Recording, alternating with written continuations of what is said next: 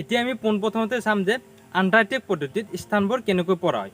আন্টাৰ্কটিক পদ্ধতিটোৰ স্থানবোৰ ৭৫ পৰা ৭২ পৰা হয়। কিন্তু যেনে আন্টাৰ্কটিক পদ্ধতিত প্ৰথমটোক একক, দ্বিতীয়টোক দশক, তৃতীয়টোক শতক, চতুৰ্থটোক হাজাৰ। তাৰপিছত ভাৰতীয় পদ্ধতিত এইখিনি একে থাকে। তাৰপিছত কি হয়, কিছু আন্টাৰ্কটিক পদ্ধতিত সলনি হয় যে তাৰপিছত হৈছে ১০,০০০, তাৰপিছত ১০০,০০০, তাৰপিছত কি বুলি কয় মিলিয়ন বুলি কয়, তাৰপিছত ১০ মিলিয়ন, তাৰপিছত ১০০ মিলিয়ন, তাৰপিছত কি বুলি কয় বিলিয়ন বুলি কয়। এনেকৈ আন্টাৰ্কটিক পদ্ধতিত কি পৰা হয়। এতিয়া আমি চাম যে এই আন্টাৰ্কটিক পদ্ধতিৰ কেনেকৈ হিচাপ নিকাচবোৰ কৰা হয়।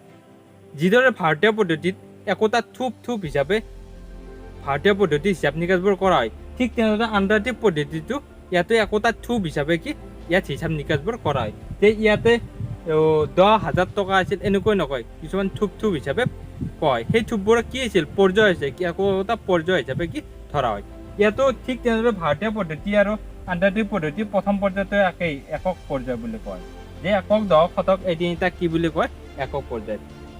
তাৰপিছত কি হৈছে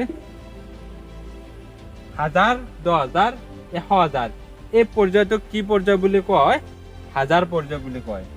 এই পৰ্যায়টোক হাজাৰ পৰ্যায় বুলি কয়। তাৰপিছত মিলিয়ন, ১০ মিলিয়ন আৰু ১০০ মিলিয়ন এইটো কি পৰ্যায় বুলি কয়, মিলিয়ন পৰ্যায় বুলি কয়, মিলিয়ন পৰ্যায়। তাৰপিছত কি হ'ব, নেক্সট পৰ্যায়টো কি হ'ব, বিলিয়ন পৰ্যায়, বিলিয়ন। তাৰপিছত ইয়াতো বিলিয়নৰ পিছত কি হ'ব ১০ বিলিয়ন, তাৰপিছত ১০০ বিলিয়ন, তাৰপিছত ট্ৰিলিয়ন। তেনেকৈ বাঢ়ি গৈ থাকিব। আমি এইখিনি মেক্সিমাম এতিয়ালৈ বহুত প্ৰয়োজন হয়, সেইকাৰণে মই এইখিনি তোমালোকক শিকাইছোঁ। আমি কি প্ৰথম পৰ্যায়টো একক পৰ্যায়ত কি কি থাকে যে একক, দশক, শতক। ছেকেণ্ড হৈছে হাজাৰ পৰ্যায়। আন্টাৰ্কটিক পদ্ধতিত হাজাৰ পৰ্যায়টো কি ১০০০, ১০,০০০ আৰু ১০০,০০০ এইকেইটা লগ লাগি কি হৈছে হাজাৰ পৰ্যায় হৈছে। তাৰপিছত কি হৈছে মিলিয়ন পৰ্যায়টো হৈছে মিলিয়ন, ১০ মিলিয়ন আৰু ১০০ মিলিয়ন লগ লাগি কি হৈছে মিলিয়ন পৰ্যায় হৈছে। তাৰপিছত বিলিয়ন, ১০ বিলিয়ন, তাৰপিছত ১০০ বিলিয়ন এইকেইটা লগ লাগি কি পৰ্যায় হৈছে বিলিয়ন পৰ্যায় হৈছে। যিদৰে ভাৰতীয় পদ্ধতিত আমি কমা দিছিলোঁ, ঠিক তেনেদৰে ইয়াতো আন্টাৰ্কটিক পদ্ধতিতে আমি কমা দিওঁ, কাৰণ যাতে পঢ়াত কি হয় সুবিধা হয়। ইয়াত আন্টাৰ্কটিক পদ্ধতিত কমা কেইটাৰ আগত দিওঁ, গতিকে একক, দশক, শতক এই তিনিটাৰ আগত দিওঁ, মানে কি কেইটা তিনিটা একক। তাৰপিছত ১০০০, ১০,০০০ আৰু ১০০,০০০ কেইটাৰ আগত তিনিটাৰ আগত।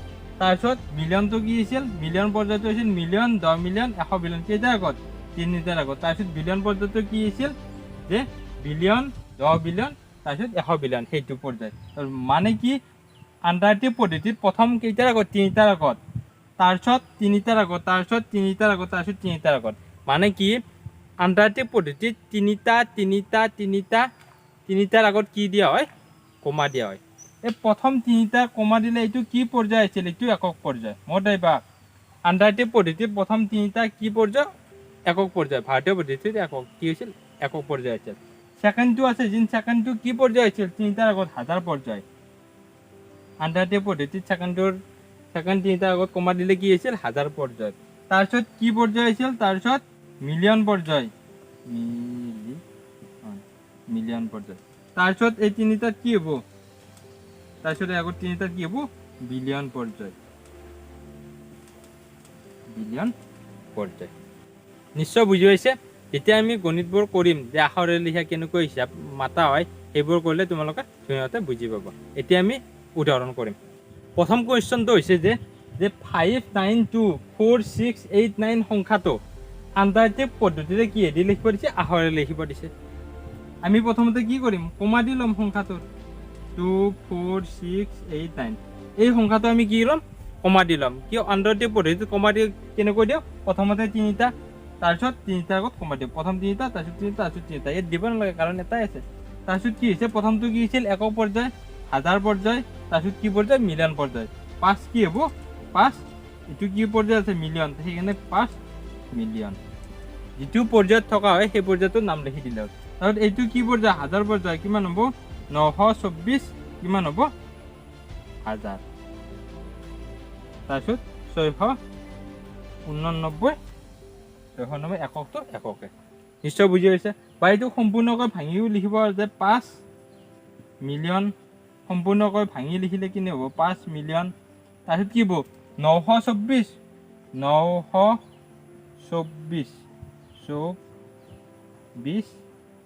হাজাৰ 924,000 কিমান হ'ব এইটো 600 কিমান হ'ব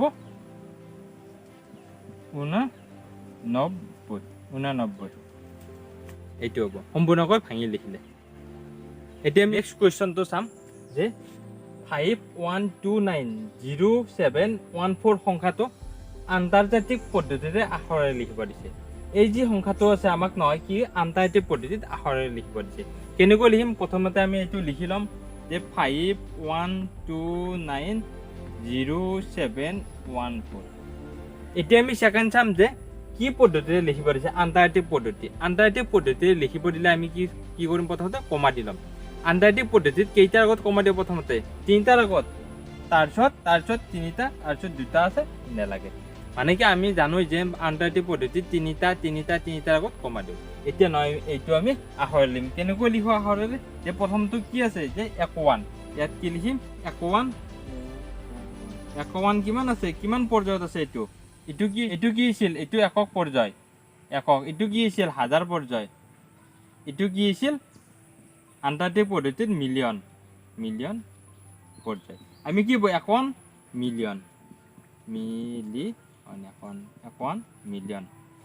মিলিয়ন তাৰপিছত নেক্সট আছিল এইটো হাজাৰ পৰ্যায় কিমান আছে 290 কি লিখিম 290 কি পৰ্যায় আছে হাজাৰ 290 হাজাৰ তাত কিমান আছে একক পৰ্যায়ত 714 কি লিখিম আমি 714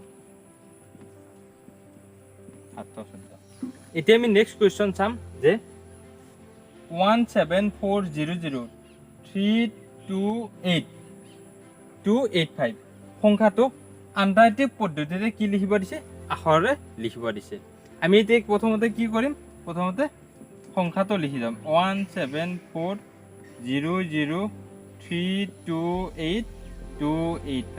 সংখ্যাটো লিখিলো তাৰপিছত কি কৰিম আন্তৰ্জাতিক পদ্ধতিৰে আমি কি কৰোঁ কমা দিওঁ আন্তৰ্জাতিক পদ্ধতি প্ৰথমতে কেইটাৰ আগত কমা দিওঁ তিনিটা তাৰপিছত নেলাগে যিহেতু দুটা আছে আমি আন্তৰ্জাতিক পদ্ধতি তিনিটাৰ আগত কমা দিওঁ তাৰপিছত আমি লিখোঁ পৰ্যায়কেইটাৰ লগত সংখ্যাটো লৈ কিমান আছে এইটো 17 এতিয়া কি আছে 17 এইটো কিয় পৰ্যায়ত আছে এইটো আছে একক পৰ্যায় এইটো আছে হাজাৰ পৰ্যায় এইটো আছে মিলিয়ন এইটো আছে বিলিয়ন 17 কি হ'ব বিলিয়ন এইটো 17 বিলিয়ন পৰ্যায়ত আছে তাৰপিছত এইটো কি আছে 400 কি পৰ্যায়ত আছে একক হাজাৰ মিলিয়ন সেইকাৰণে কি হ'ব মিলিয়ন হ'ব 400 মিলিয়ন তাৰপিছত 328 কি পৰ্যায়ত আছে হাজাৰ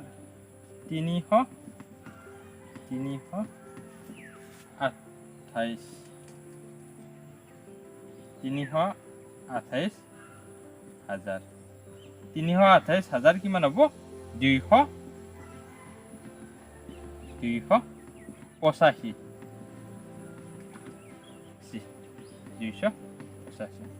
নিশ্চয় বুজি পাইছে এতিয়া আজি আমি ডিছকাশ্যন কৰিলোঁ যে আন্তৰ্জাতিক পদ্ধতিবোৰ কেনেকৈ পঢ়া হয় কেনেকৈ সংখ্যাৰ পৰা আখৰেৰে লিখা হয় এতিয়া আমি চাম আন্তৰ্জাতিক পদ্ধতিত কেনেকৈ আখৰৰ পৰা সংখ্যাৰে লিখা হয় যে ইয়াত আছে আন্তৰ্জাতিক পদ্ধতিত সংখ্যাৰে লিখা মানে আমি সংখ্যাৰে লিখিব লাগে আখৰেৰে দিয়াই আছে আমি সংখ্যাৰে লিখিব লাগে 1 নম্বৰ কুৱেশ্যন দিছে 12,27,205 এইটোক আমি কি সংখ্যাৰে লিখিম কেনেকৈ আমি লিখিম যে ভাৰতীয় পদ্ধতিত যিদৰে লিখিছিলোঁ ঠিক তেনেদৰে ইয়াতো একেই আমি প্ৰথমতে কি দিওঁ আমি প্ৰথমতে কমা দিওঁ আমি প্ৰথমতে কিহত কমা দিওঁ সকলোতকৈ ডাঙৰ পৰ্যায়টোত দিওঁ ইয়াত কিমান সকলোতকৈ ডাঙৰ পৰ্যায় কি আছে মিলিয়ন আছে সেইকাৰণে আমি কিহত কমা দিম মিলিয়নত আমি প্ৰথমতে হাজাৰত কমা দিওঁ তাৰপিছত মিলিয়ন এইটো একক পৰ্যায় এইটো হাজাৰ পৰ্যায় এইটো মিলিয়ন পৰ্যায় এতিয়া কি দি আছে সেইটো বহাই দিলে হৈ গ'ল ইয়াত আছে 12 মিলিয়ন কি পৰ্যায়টোত কিমান আছে 12 আছে 12 মিলিয়ন তাত কি আছে 27,000 মানে কি হাজাৰ পৰ্যায়ত কি আছে 27,000 তাত কিমান আছে 205 কি লিখিম 205 এতিয়া যদি আমি লক্ষ্য কৰোঁ আমি আন্তৰ্জাতিক পদ্ধতিত তিনিটাৰ আগত কমা দিওঁ, কিন্তু ইয়াত তিনিটা ঠিকেই আছে, কিন্তু ইয়াত দুটাৰ আগত কমা আছে, সেইকাৰণে এইটো হোৱা নাই। আমি আন্তৰ্জাতিক পদ্ধতিত তিনিটাৰ আগত কমা দিওঁ। এতিয়া আমি কি কৰিম, যিটো দুটা হৈছে এইটো আমি কি কৰিম, তিনিটা কৰিব লাগিব। তিনিটা কৰাৰ কাৰণে আমি কি দিব লাগিব, শূন্য দিব লাগিব। কি দিম, শূন্য দিম। আৰু এইটো 12 আছে, 12টোৱে থাকিলে হ'ব, কাৰণ ইয়াতে নহয় আমি যদি শূন্য দিওঁ আগত, শূন্যটোৰ কোনো ভেলু নাই, সেইকাৰণে 12 মিলিয়নে থাকিব। নেক্সট আমি কি দিয়া আছে যে 70 বিলিয়ন 5,712। এইটোক আমি কিহেৰে লিখিব দিওঁ, সংখ্যাৰে। সংখ্যা লিখিলে আমি প্ৰথমতে কি কৰিম, কমা দিম। সকলোতকৈ ডাঙৰ কি আছে, বিলিয়ন আছে। সকলোতকৈ ডাঙৰ পৰ্যায়টোত আমি কমা দিওঁ, কি আছে, বিলিয়ন। এইটো হাজাৰ পৰ্যায়, তাৰপিছত প্ৰথমতে আমি হাজাৰত কমা দিওঁ, তাৰপিছত মিলিয়ন, তাৰপিছত বিলিয়ন। এইটো একক পৰ্যায়, হাজাৰ পৰ্যায়, মিলিয়ন পৰ্যায়, এইটো বিলিয়ন পৰ্যায়। এতিয়া কি আছে, ইয়াতে 70 বিলিয়ন কি আছে, ইয়াতে আমি 70 বিলিয়নটো বিলিয়ন পৰ্যায়ত লিখি দিলোঁ। তাত কিমান আছে, 5,000। হাজাৰ পৰ্যায় কোনটো, এইটো আকৌ এইটো হাজাৰ, এতিয়া কি আছে 5,000। তাত কি আছে 712, কি আছে 712। এতিয়া আমি যেন লক্ষ্য কৰোঁ, আন্তৰ্জাতিক পদ্ধতিত তিনিটাৰ আগত কমা দিওঁ। ইয়াত যেন লক্ষ্য কৰোঁ, ইয়াত তিনিটা আছে, কিন্তু ইয়াত কেইটা আছে, হাজাৰ পৰ্যায় এটা আছে। ইয়াত কেইটা আছে, এটাও নাই। ইয়াত কি আছে, দুটা আছে। এতিয়া আমি তিনিটাৰ আগত কমা দিব লাগিব। ইয়াতে আমি কেইটা হ'ব, ইয়াতে নহয়, দুটা শূন্য আগত হ'ব। এতিয়া কি 5,000 হৈ গ'ল। ইয়াতে যিহেতু একো নাই, ইয়াত কি হ'ব, তিনিটা শূন্য হ'ব। 1 2 তিনিটা শূন্য হ'ব। আৰু ইয়াত এটা আছে, কিন্তু কাৰণ এটা শূন্য আগত দিলে দিয়া নিদিয়া সমান, নিদিলোঁ হয়। এতিয়া হৈছে তিনিটা আগত কমা আহিছে, মানে এইটো শুদ্ধ হৈছে।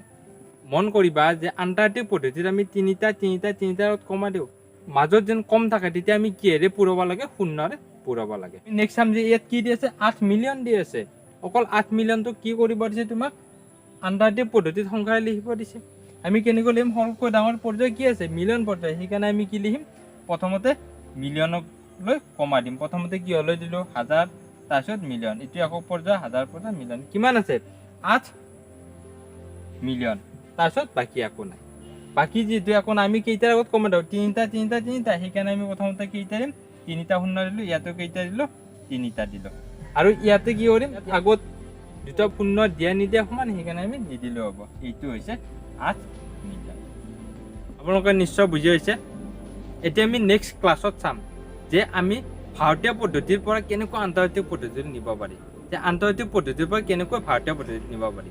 মানে যদি তুমি ভাৰতৰ পৰা টকা লৈ গৈছা, আমেৰিকাত নহয় কিমান টকা দিব তোমাক। যদি আমেৰিকাৰ পৰা পইচা লৈ আহিছা, ভাৰতত তোমাক কিমান টকা দিব, সেই বিষয়ে আমি ডিছকাশ্যন কৰিম। মই যিমানখিনি ক'লোঁ ভাৰতীয় পদ্ধতি, আন্তৰ্জাতিক পদ্ধতি, এনে ধুনীয়াকৈ ৰিভাইজ কৰিবা। কিবা যেন সুধিব লগা থাকে কমেণ্টত সুধিব পাৰা, মই তোমালোকক উত্তৰ দিবলৈ চেষ্টা কৰিম। যদি ভিডিঅ'টো ভাল লাগিছে, লাইক আৰু শ্বেয়াৰ কৰিবা। চেনেলটো ছাবস্ক্ৰাইব কৰিবলৈ নাপাহৰিবা, আমাৰ পৰিয়ালৰ লগত একত্ৰিত হোৱাৰ বাবে। ধন্যবাদ।